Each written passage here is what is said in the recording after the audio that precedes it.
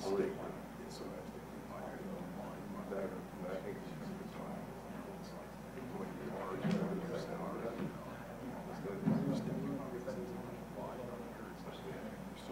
Well, that's not what we're talking about.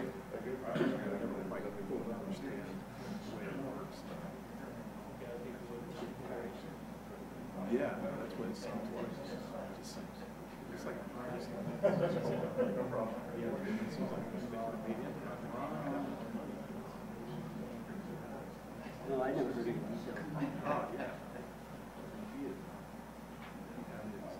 Discussion.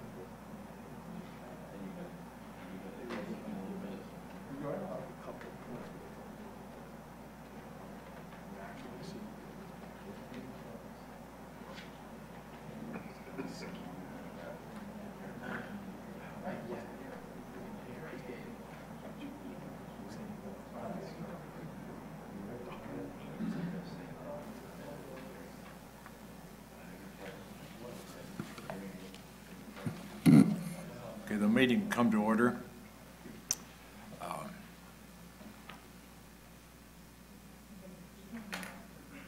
Chelsea, are you ready? Okay. And Jim Day, would you report on the closed session? Yes, the board did meet in closed session to confer with its real property negotiator. Action was taken to authorize the general manager to execute a purchase and sale agreement and take all steps necessary to close escrow on the acquisition of rights and land on the Vendley parcel. Action will be taken in open session under agenda item 6 on the balance of the ownerships referenced in the closed session agenda.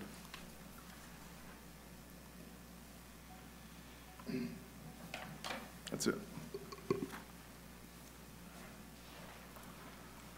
The agenda approval, I need a motion on the agenda approval. So moved. Second. Been moved and seconded the agenda be approved. All those in favor say aye. Aye. Opposed? The ayes have it. Public comment on matters not on the agenda. Any slips? No. I have no slips. Okay. Approval of the April the 9th, 2015 minutes. Need a motion? Move approval as amended. As amended. As amended, which. It's been moved and approved as amended. Those in favor say aye. Aye. Opposed? The ayes have it. Review of monthly year-to-date revenue and expenses. Good morning, Mr. President, members of the board. This cash flow report covers the month of March 2015. The agency started the month with a balance of approximately $8.7 million. For the month of March, we closed on the 2015 bond issuance, and $20 million was deposited with Union Bank as the fiscal agent for the bond proceeds. Since that time, we've submitted a requisition for $13.8 million and received notice of that a couple days ago that we received it. So of that $20 million, 13.8 at this time is liquid cash for the agency. That brings revenues for the month for over $20 million. On the expenditure side, notably, we paid debt service on all 3 of the bonds, and also had significant expenditures in the Southport project, approximately $360,000. Total expenditures for the month were approximately $2.6 million, and counting the small amount of money in the Fund 257, our funds balance for the month of March was $26.7 million. And that's the report for the month.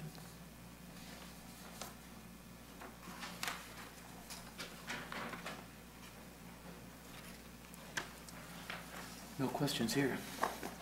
Any questions? The only question I have is even in our agenda today, there are some additional expenses we're going to take as far as engineering, as far as construction management, and as far as all of the different people or firms that WSAFCA is hiring or employing. I guess one of the things that would help me, and that would be if I can get a list of, you know, the firms like HDR, it's multi-million-dollar firms, or multi-million-dollar expenses. Same thing goes for Bickerhoff. Same thing goes for all of these different companies that we have. I would appreciate that. Okay. Thank you. You'll get that. Thank you.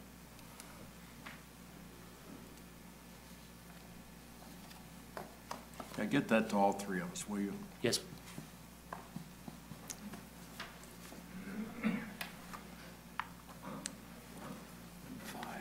We have a presentation of the flood emergency response plan. Good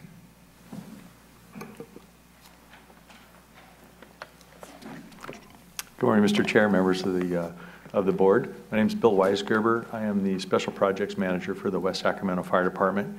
And this morning we're going to have an item before you that describes the flood emergency response plan, and specifically a dynamic mapping tool that is a web-based application that we've been developing with our consultants at AECOM.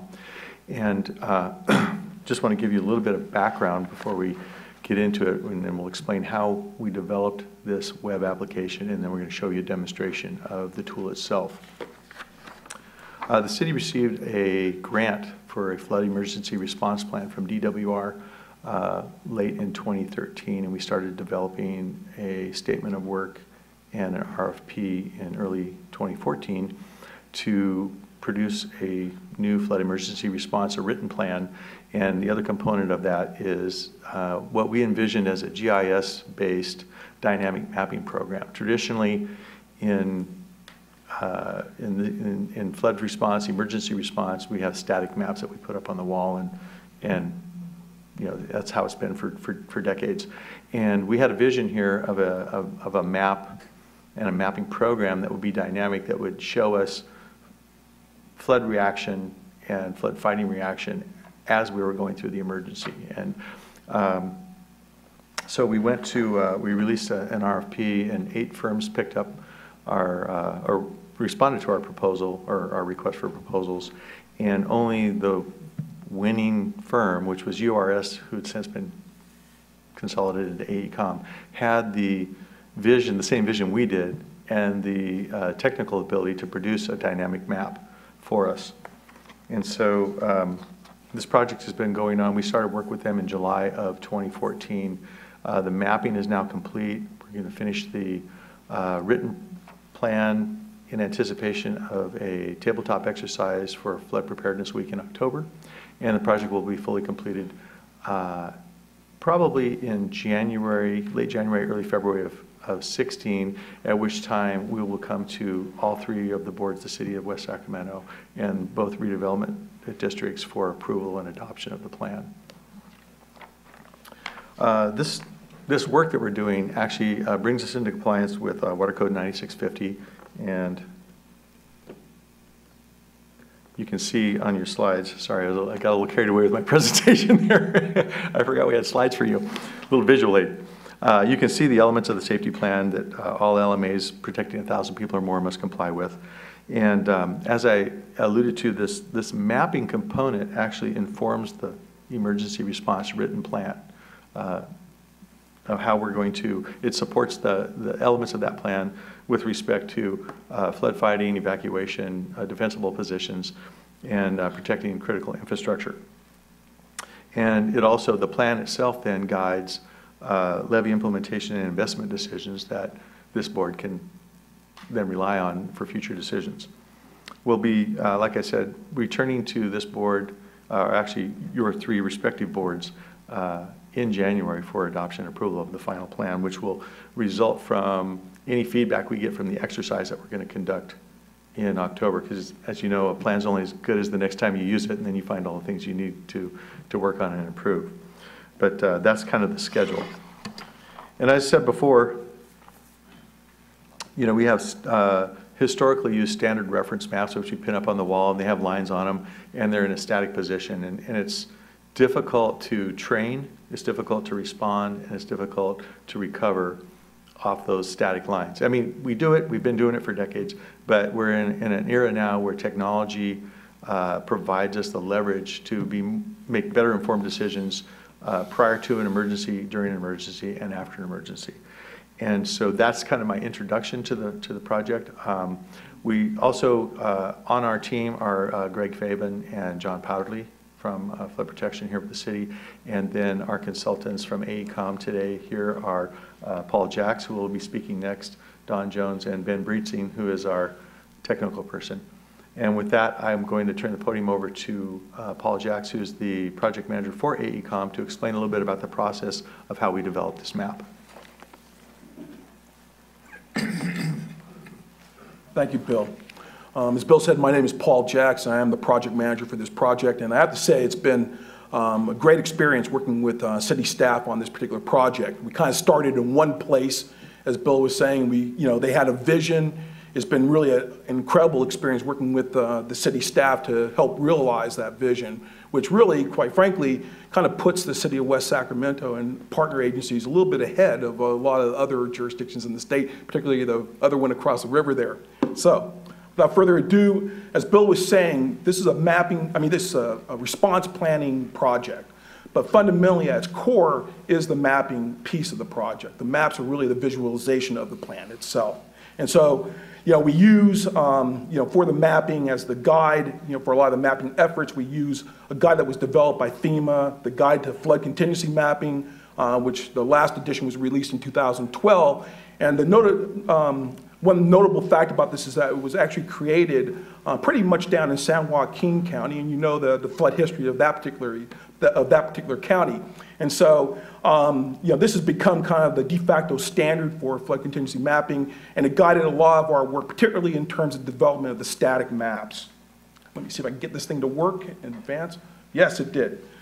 So, a couple of pieces. We have the static map piece, and we also have the dynamic map piece, and I'll give you a little bit of background on both of those pieces for this project.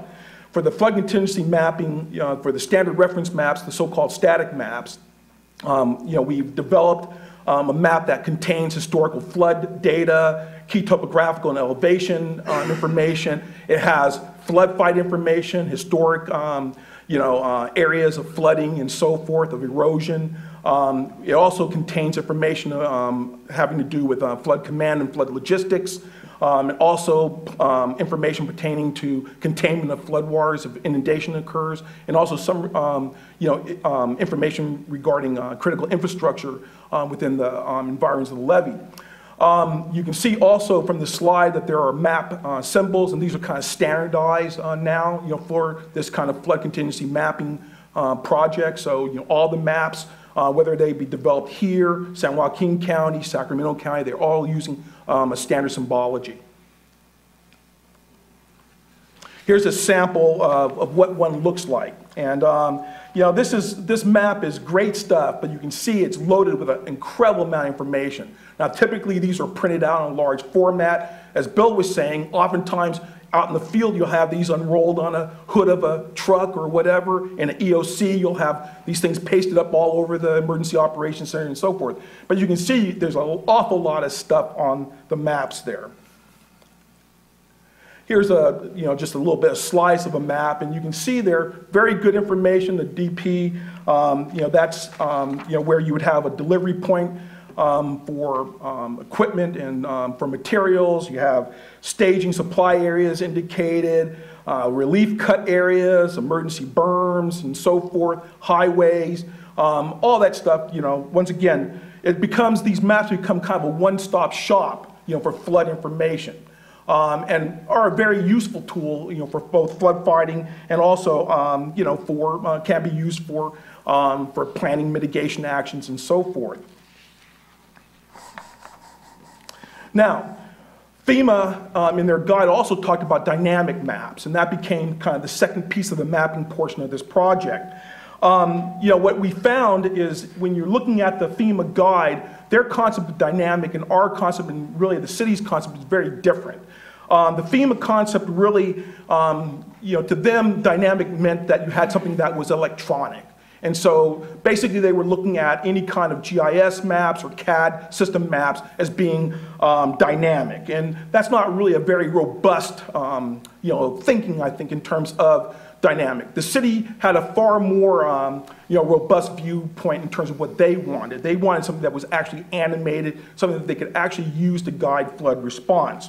And so, in terms of the FEMA system, dynamic maps meant GIS-based. It meant that you could have standard reference maps that could be updated. Also, you would have data layers, so you could turn layers on and off. So once again, you think back about that contingency map I showed you before, with all that crowded information, you could actually turn layers on and off, like so you could show a map just showing where all the care homes are or other critical infrastructure and things like that. Also, they wanted dynamic maps to be able to import flood inundation data. So you'd be able to bring information in and display that on the map and then therefore use that map for making decisions. Now again, what the city wanted was something a little bit different. And this is just a screenshot. And Don Jones, my colleague here, he'll be going into a lot of the technical aspects of the dynamic mapping tool that we developed with the city.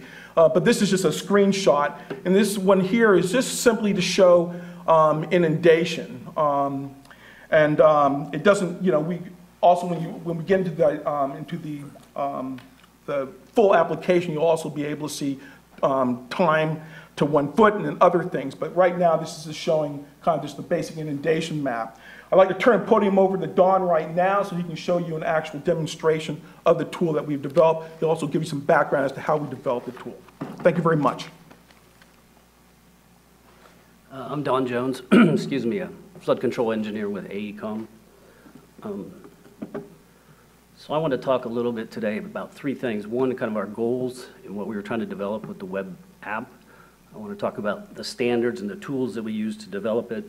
And finally, some of the decisions that we made working closely with Greg Fabian and John. So the goals, we wanted this to be platform neutral. We wanted it to be interactive. We wanted it, let me see if, back to my, if I can run this thing.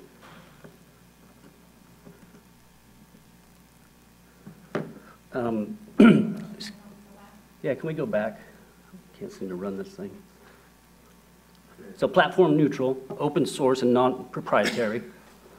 We wanted it to be intuitive, and we wanted to be able to use it on mobile devices in addition to PCs. Can we go? Ben, you just want to forward it? So the data that we had to use, we had just finished the urban levee evaluations, DWR's evaluation of all the levees.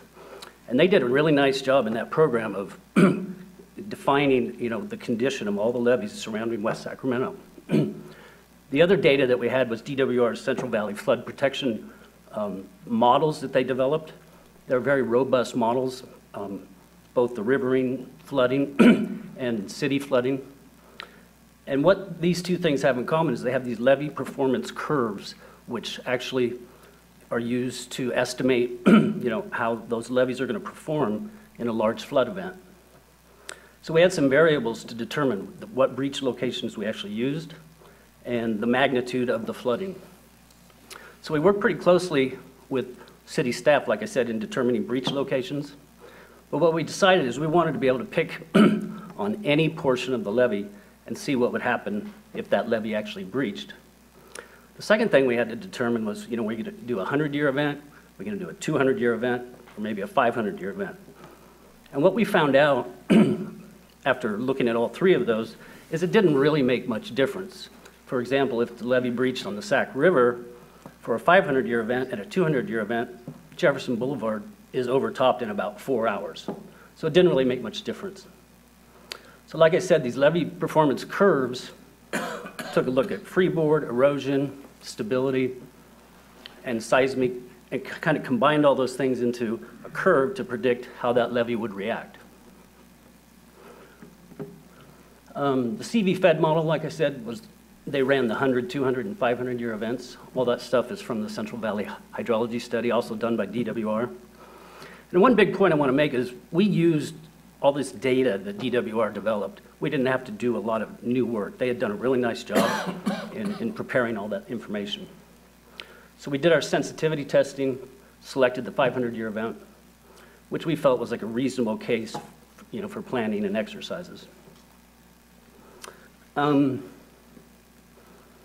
So we simulated about 50 breaches all around the levee system, all around the city. And then what we were looking at is time to 1 foot depth, which is typically when a vehicle can't pass through a street anymore. And we did this on 1 hour time increments. And as the last thing I want to show you before we actually show you the web app are the static maps. Well, actually, excuse me. This is the two-dimensional model that was developed by CV Fed. As you can see, it's laid out in a grid, and each one of those cells is 200 feet by 200 feet. What you also see there in the blue is the city's major infrastructure, the highways, levees. And then in purple, we've overlaid all these levee breach scenarios, excuse me, that we developed for the program. This is just another screenshot. If you see that levee breach up in the north where the red is, that all that area would be 1 foot deep in less than 2 hours. And as it spreads out to the south, you can see 10 to 12 hours to get 1 foot deep in the southern portion. So these are the static maps that we developed as part of the project, separate from the dynamic mapping. You can see this is the north area. Here's the Southport area with a breach on the Sacramento River. Now, I want to compare this to the actual web app that Ben's going to go ahead and run now. And what he can do is pick anywhere on the levee system, and it'll simulate a breach, and then how that breach moves through the city and is affected by the infrastructure and topography of the city.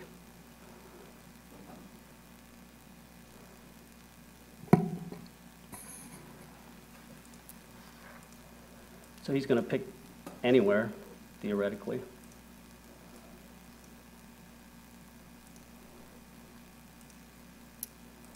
And you'll see the flood moving through the levee and then through the city. So here we're approaching Jefferson Boulevard, about 4 hours, 3 hours. It's now overtopped. And eventually, we ran this up to like 200 some hours, and you can see the final flood depths, what they would be in the southern area. Now, we assumed that there was no flood fighting during, you had a significant catastrophic breach. Maybe we'll look at one in the north area.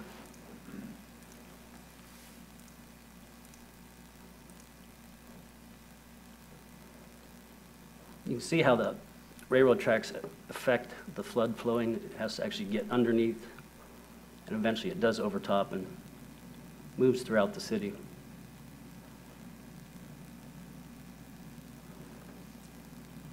Is there any special areas you'd like to see? Does the port of Sacramento, West Sacramento, is it a deterrent? Does it slow down the water either coming from north or south? Both. What we found is it intercepts it and then carries it out and south out of the city. I think we have seen if you let the flood go long enough, if it was in the north, it does encroach a little bit into the south, kind of fills up the Deepwater Ship Channel, and vice versa, the same thing. If you had a breach in the south area, you'll get a little bit of flow, but it's fairly insignificant. Does this show for filling in the underpasses like we have on Harbor Boulevard? That's how it migrates first. I know it shows, filling up the underpasses under the railroad tracks. I'm not sure about Harbor. Excuse me. See, there's Harbor.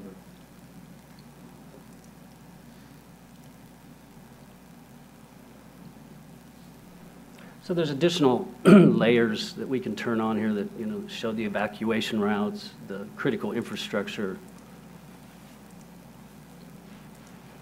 which Ben just turned on the evacuation routes.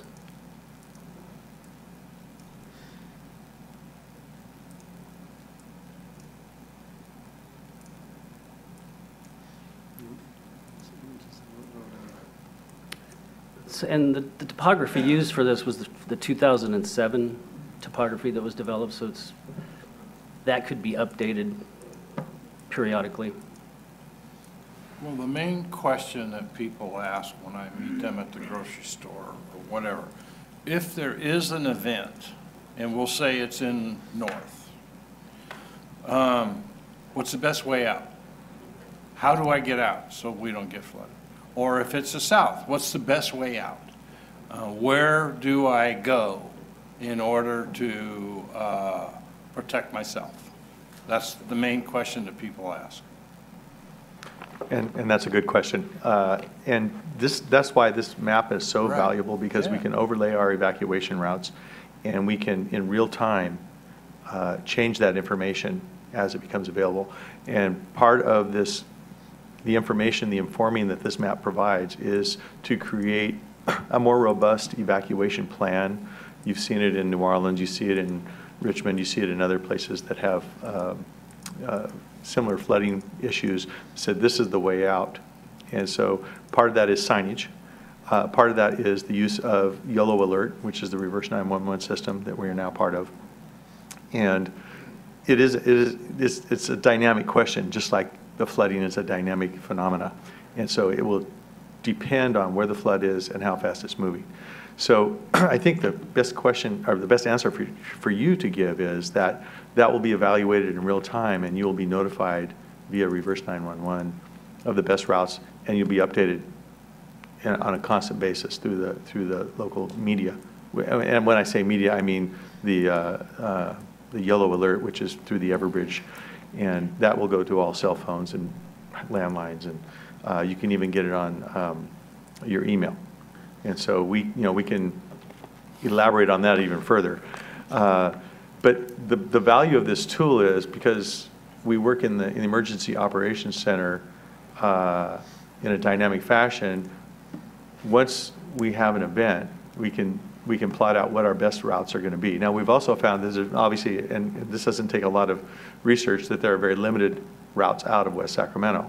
And so we're looking at what is our opportunity to use the levee tops as evacuation routes, and what, how do we restrict that from certain vehicles and make sure that they're passable and, it's a safe route out. So that's actually more of the informing that this plan is creating for us. It's hard to predict the best route out depending on where the event is. And so that information will come as, if it's a slow rise event, we'll be ramping up that information through the days and hours leading up to an actual event, whether we make that informed decision, okay, we're no longer sheltering in place, now it's time to start moving people out, well in advance of an event. Now, a catastrophic levee failure happens catastrophically, but about it, you can see it coming. And so those questions are evaluated in the EOC with information coming from the field.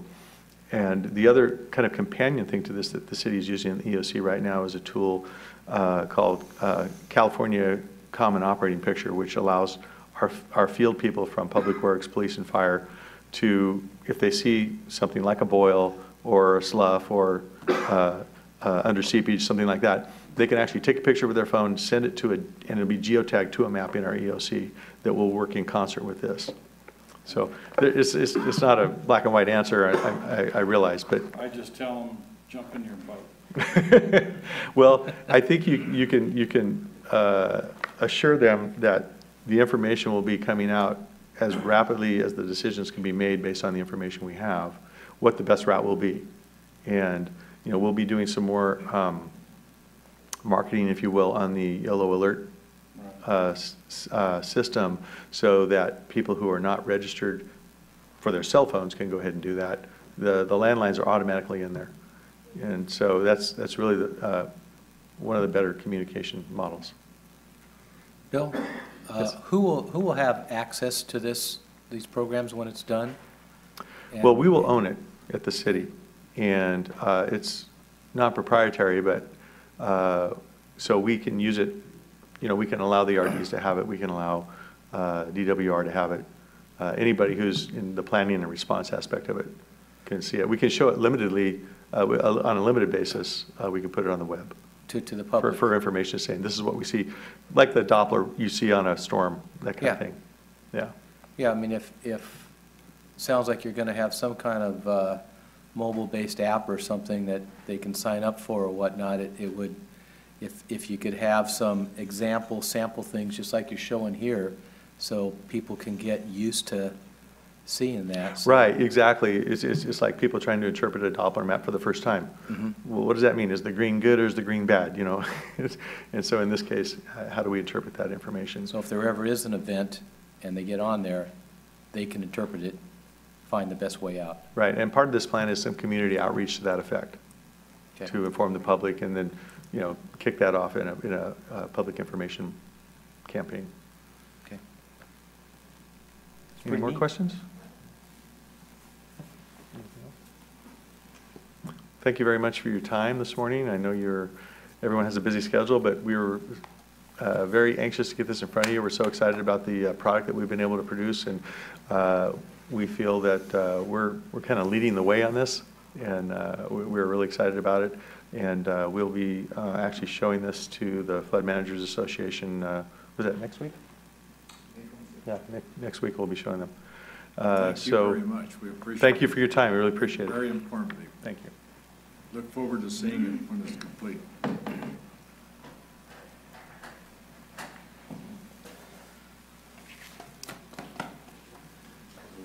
Let's see. No, I don't know where we are. We're at the consent agenda. Oh, okay. Next item is the consent agenda. Do you have a motion? Yes, after reviewing all of the items, I would move for passage of all the consent items. I'll second. Been moved and seconded that all the consent items be approved. All those in favor say aye. Aye. Opposed? The ayes have it. New items. We have the West Sacramento project update. President Denton and members of the board, before I give project updates, I'd like Tom Ramos, if he could, to report out on his cap-to-cap visit. Oh, I was going to go second, but I'll go now, thanks. I would just wanted to report to my fellow board members and the public, since you guys sent me to Washington, D.C. as part of the Metro Chamber cap-to-cap trip back in April, as to what we accomplished back there and how I think it's important that we continue to represent ourselves on the trip. It was back in April 18th to the 22nd, traveled back on Saturday and had some briefings on Sunday, but the main part of the program started on Monday when we had a series of meetings. I was on the flood protection team, and this was my second year there. Last year it was a little different, and we had a major focus on seeing that Congress passed a WRDA bill, Water Resources Development Act, that would in part authorize the Natomas flood levy program. This year, that wasn't right in front of us, but we had quite a few issues to discuss, and my primary focus was the West Sacramento GRR and where it's progressed, you know, to the point where we're getting close to final review and a chief's report. So my first meeting was at the Pentagon at the Assistant Secretary of the Army's office, which will be the group that will eventually finalize our GRR and will issue the chief's report. So we had a meeting there that Monday afternoon. Eric Nagy, who's in the back there, that was one of the team leaders, myself, Elk Grove City Councilman Darren Soon, who was also a DWR employee, and myself, and I think a Sacramento City Councilman. But anyhow, we had a very good meeting, met the folks that will be involved in our Civil Works Review upcoming, very familiar with West Sacramento and our GRR, and seemed to be enthusiastic about getting it through the process and getting the chief's reports issued. We reported to them that what we've been hearing in Congress, that they will have a word bill in 2016, so that it was important. We stayed on schedule and did get our report completed. So after that, we went to meeting with a couple of the members of the staff of the House Transportation and Infrastructure Committee, which will be the committee that will initiate and move a word bill through on the House side. We're happy to learn there that the chairman, Bill Schuster, who moved the 2014 bill, was very adamant about having a bill this Congress. So that's good news, because once we get the chief's report, that's just one step to final authorization. And authorization is very important for this community, not for the, also for the federal appropriations that will come down the line, but similar to what happened in Natomas, if we're able to get that authorization and complete our Southport levee project, we'll be in line for an A99 designation, which will benefit the whole community. So Tuesday, continued with additional meetings, met with Congressman Matsui, who obviously knows West Sacramento very well and is very supportive of moving the things, the GRR and the other stuff forward. We had a meeting in Senator Feinstein's office on flood control, and they were not just generically on the GRR, it was more on some policy issues with reimbursements and federal policy in floodplains and such, but they're right on top of it as well. And then we wrapped up with a meeting with the Senate version of the transportation infrastructure, and they as well are expecting a WRDA in 2016, so that was good news. And then finally on Wednesday, after a roundtable with all the congressmen there, we had a meeting at Congressman McClintock's office. Mr. McClintock was a supporter of the 2014 WRDA bill and said he'll keep an eye on the 2016. And then I had to leave to come back, but I know Eric stayed over one more night, and he did have a meeting with the Corps later that afternoon and got the same reception. They're aware of the WRDA, excuse me, not the WRDA, the GRR, but wants to see it come forward and promise to do their best to keep it on schedule.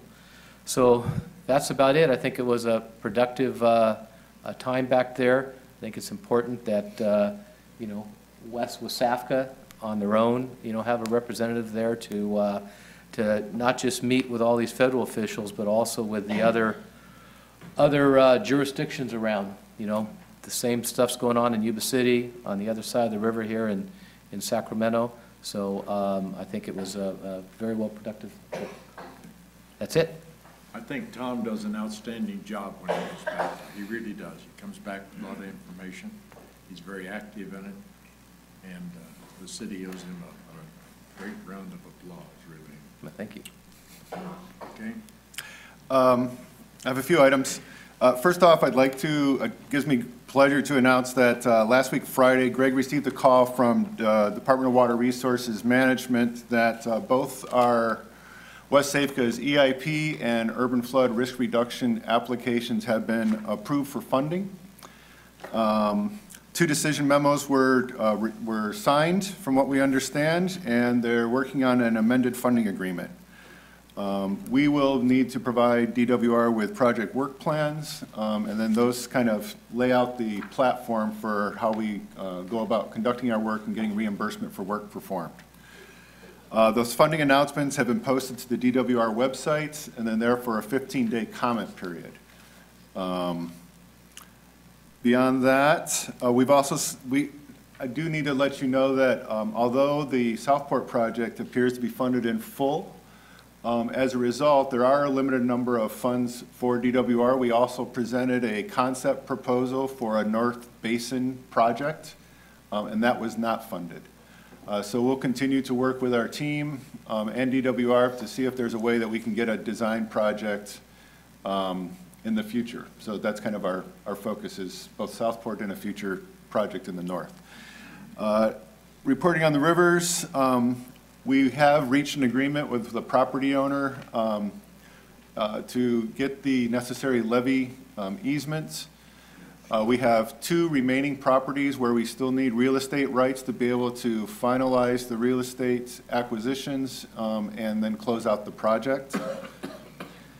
Some reports on Southport.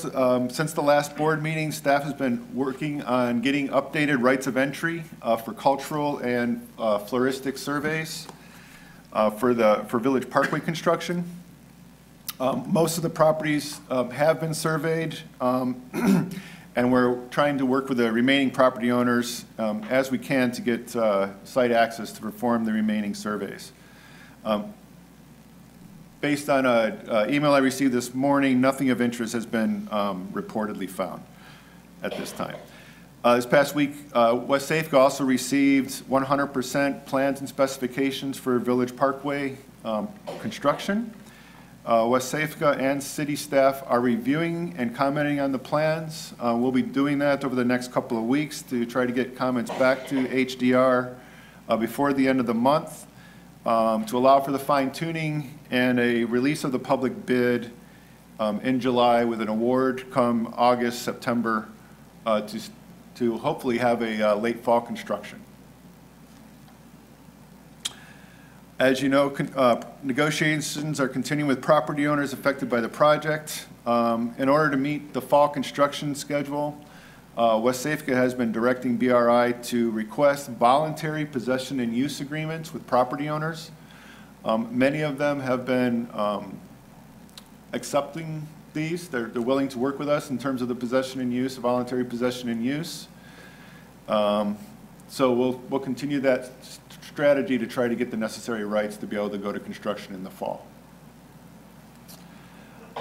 On the Time Oil site, working with the environmental attorney and the Regional Water Quality Control Board, Time Oil Company has notified us that they are working on a cleanup plan. It's supposed to be into the regional board for review on May 27th.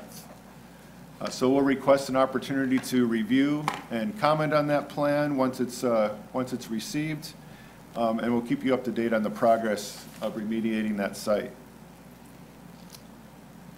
And the last thing I'm going to report today is, as you know from the progress report, we now have a tenant farmer for a site that we bought for borrow material. So that the site has been cleared of its overgrowth, and I believe it's been dissed and planted. Not about planted.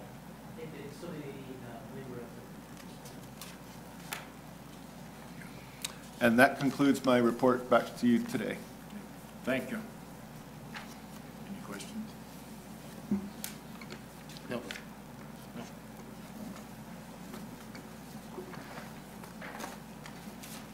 I have a little comment I'd like to make, and that's in reference to our the little disaster thing we went through, the program, which I think is really good.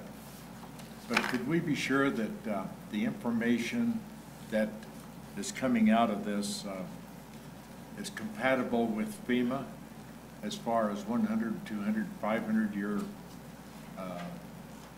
storms are concerned? In other words, are we generating data that would reflect our FEMA standing in a negative manner?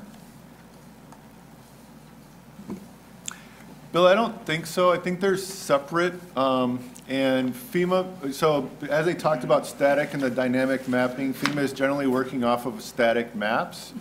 Certainly this could be used for updating, but we have not heard that FEMA is coming to West Sacramento to do any update mapping in the, in recently, but we can look into it if you'd like. Yeah, I just don't want us to, Yeah, I hear you. do the wrong thing. Inadvertently do something that's going to cause us harm. I hear you. I don't think this shows, I mean, it's based on a flood event of 200 or 500 years, but I don't think this is trying to determine any probability of how often a levee would fail and where it would fail. It's just showing what would happen if it failed at that point. That's true, but I just want to be sure that we're not, that FEMA is reading it that way. That we're not telling them different things. Well, understood. And this is at the direction of the state, and, you know, DWR is off doing their thing, while Somebody else FEMA's is doing doing theirs, so see how it works out. Meeting's adjourned.